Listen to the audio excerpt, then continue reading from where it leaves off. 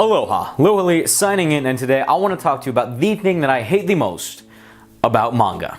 Is it Death Note? No, for once, it is actually not Death Note. It is the overabundance of fan service in the shonen genre.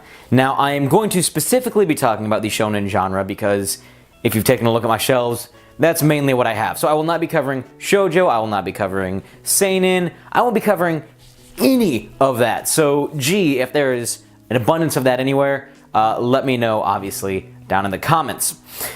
Now, I also want to give you the absolute best definition of what the fan service is. And to do that, I'm going to use the most reliable source ever created on the internet. And that is Urban Dictionary. Kicking it over to Smart Brian. If you would care to take a look over there and read the definition along with me, that would be phenomenal. So fan service, in general, fan service refers to scenes designed to excite or titillate the viewer. This can include scantily clad outfits, cleavage shots, panty shots, nude scenes, shower scenes especially, etc. Some broader definitions also include things like cool mech, big explosions, battle scenes, etc. Basically, if it has little plot redeeming value but makes the viewer sit up and take notice, it's probably fan service in one form or another. Now, this definition was brought to you by Moon Knight on March 28th, 2003. So thank you very, very much. Thank you, Smart Brian. That definition was completely necessary because we're going to be focusing on the scantily clad portion of that. Not the mechs, not the battles, just the scantily clad portion. Now, why is it that a lot of shonen introduces this idea of boobs and panty shots into their series? It's because shonen as a whole has generally been aimed towards younger adult males, which means that they do really appreciate the gratuitous panty shots and shower scenes. It is something that has played a role very, very heavily in a lot of series. Some examples that pop into my head right off the bat: Shokugeki no Soma, when the clothes explode off after they taste the food. One Piece, when somehow after 2 years pass, Nami and Robin, who is 30, have somehow had breast augmentations.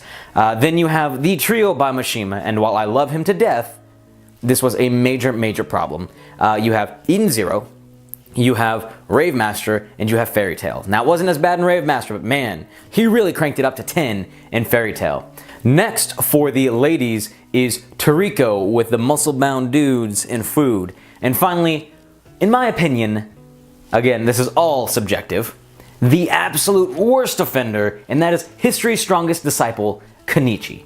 Now, all of these have varying levels of degree of fan service, but I want to specifically look at what it does to the story. Now, you may be thinking to yourself, Lohali, these are amazing artists. This enhances the plot. No, it doesn't. It literally does nothing to enhance the plot other than make people rude and nude. Now, that's not to say it can't be tastefully done in certain scenes, but it's not something that I have personally enjoyed. Now, to clarify, when I say that I do not enjoy it, I mean that from the overabundance sense, not from the tastefully used sense. Back to your regularly scheduled Lohali. Now, with something like One Piece, it is not a huge detractor, just as it is not the biggest detractor in Toriko, because honestly, these jacked dudes do kind of get a little bit of a central focus because they are so jacked. But the absolute worst thing that this whole fan service can do, and I know that this has happened to a few people, and that is when the fan service becomes so much, they actually drop the manga, where the author goes out of his way to interrupt the story, and they show this, the fact that the clothes are basically made out of wet paper bags. They don't do any protecting, and they're just there to specifically cover specific bits. The worst offender, like I said, was History's Strongest Disciple. That is the only manga that I have ever dropped because of excessive and gratuitous fan service. Now, that is not to say that it cannot be, like I said, tastefully done, and it does have a little bit of a place to really either add a little bit of humor sometimes, or to just give young men something to stare at. However, this does have a negative connotation. This is objectifying women in the highest degree and saying that, you know, sometimes they're only there because they are attractive, not because they're talented. I think that Oda does a fairly good job of keeping them relevant in this because they are still strong, they still hold an important role. And if you really examine the stories, the busty cleavage isn't the worst thing that could happen. He knows what he's doing, but it's not the worst thing. Whereas in History's Strongest Disciple, a very strong central female character really starts to feel like she is digressed lower and lower and lower as the series goes on because she is only there for fan service. And that's not the worst part of it to me.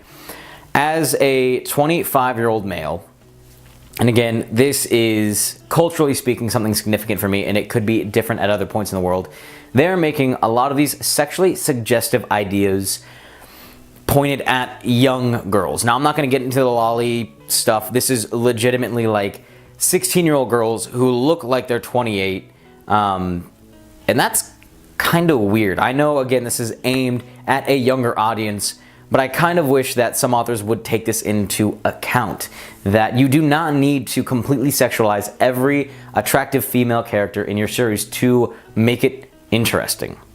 And the sad thing is, when they utilize these young women sexually, again, it feels like they're just trying to trick us into maintaining a viewing of this manga. At that point, I'd almost say, why not write a little bit of smut?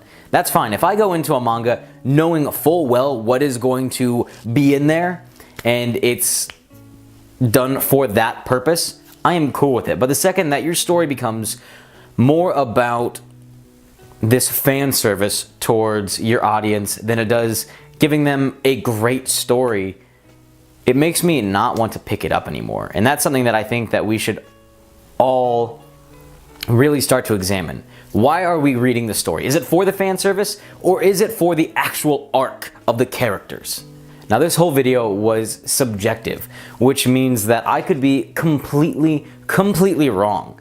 You know, you might be in the camp that there is not nearly enough fan service. And if you think that, definitely go check out History's Strongest Disciple. You'll love it. Or you might think the same exact thing as me and say that, hey, there's a little bit too much. It is just something that I've started to notice in the last year or so, and that could just be because it has been increasing in the industry, or it's something that I've just started to really take a notice of. As always, let me know what your thoughts are in the comments down below, because this conversation that we have is super important to helping me grow my thoughts and really get a different perspective. Smart Brian here. As always, thank you so much for watching. Don't forget to check right down there for last Monday's video, which was all about manga quality, along with right over there with something else that I know you're going to love. As always, for everyone new and old, welcome and welcome back. It's your boy Lohali, signing out.